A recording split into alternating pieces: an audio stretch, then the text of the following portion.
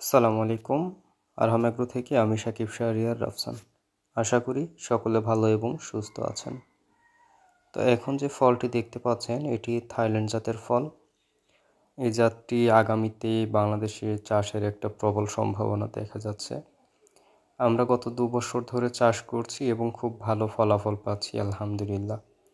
এটি অনেক আগাম জাত এবং এ গাছের রোগ প্রতিরোধ ক্ষমতা আমেরিকান ফেস্টিভ্যালের তুলনায় অনেক বেশি। ফলের গঠন আকারগুলো যদি দেখি তাহলে আমরা দেখতে পাচ্ছি যে ভিডিওতে কত সুন্দর গঠন।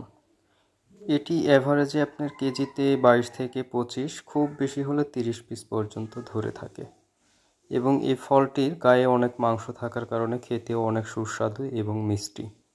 আমেরিকান ফেস্টিভ্যালের তুলনায় এ ফল ওজনেও অনেক বেশি পর্তাতে নিয়ে আসে,